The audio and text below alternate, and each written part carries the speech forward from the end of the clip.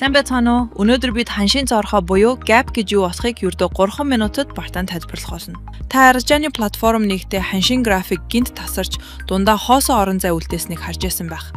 Жишээлбэл артны ханш өчигдөр $4,000 дээр хаагдсан ч өнөөдөр дундаа ямар ч арилжаа хийгддэггүй шууд $4,050 дээр нэгдэж болно. Ханшийн энэхүү тасралтыг л Gap гэж нэрлэдэг байгаа юм. Gap нь ихэвчлэн зах зээлийн хүлээлтийг гинт өөрчилсөн томоохон мэдээллээс шалтгаалж үүсдэг. Төв банкны гинтийн хүүгийн шийдвэр эсвэл таамаглалаас холд авсан эдийн засгийн чухал үзүүлэлтүүд нь худалдан авах эсвэл зарах захиалгыг маш ихээр өдөөдөг байна. Энэ үед эсрэг талд нь таарах захиалга байхгүй бол ханш дундах үе шатуудыг алгасан шууд дараагийн боломжит үн рүү үсэрдэг. Үүсний дараа зах зээлд Gap нөхөгдөх үзэгдэл олондоо ажиглагддаг. Энэ нь ханш эргээд өнөөх хоосон үлдсэн бүстэй буцаж ирэхийг хэлнэ.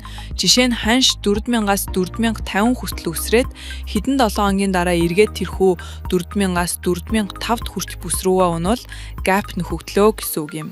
Gap нөхөгдөх үе явцыг дотор нь хоёр ангилдаг. Эхнийх нь бүрэн нөхөгдөх Gap. Энэ нь хоосон зай бүхэлдээ хаагдахыг хэлэх бөгөөд тухайн Gap нь ердөө богино хугацааны сэтгэл хөдлөлөөс үүдэлтэй байсныг илтгэдэг. Ийм үед ханшийн чиглэл эргэх магадлал өндөр байдаг. Удаах нь хэсэгчлэн нөхөгдөх. Ханш Gap-ийн зөвхөн ирмэгт хүрээд цааш нэвтрэлгүй буцаад ойх үзэгдэх юм. Энэ нь одоогийн чиг хандлага маш хүчтэй хിവэр байгааг харуулдаг бөгөөд тухайн Gap нь ханш хүчтэй задарсны баталгаа болж ойрын хугацаанд бүрэн нөхөгдөхгүй гэдгийг итгэнэ. Gap нөхөгдөх хэсэг нь арилжааны хэмжээнээс шууд хамаардаг. Хэрэв Gap үүсэх үед арилжааны хэмжээ бага байвал энэ нь богино хугацааны салгаа байх магадaltaй тул Gap бүрэн нөхөгдөх нь элбэг. Харин арилжааны хэмжээ маш өндөр байвал худалдан авах эсвэл зарах даралт асар хүчтэй байгааг илтгэх тул Gap хэсэгчлэн нөхөгдөх эсвэл огт нөхөгдөхгүй байх тохиолдолч бий.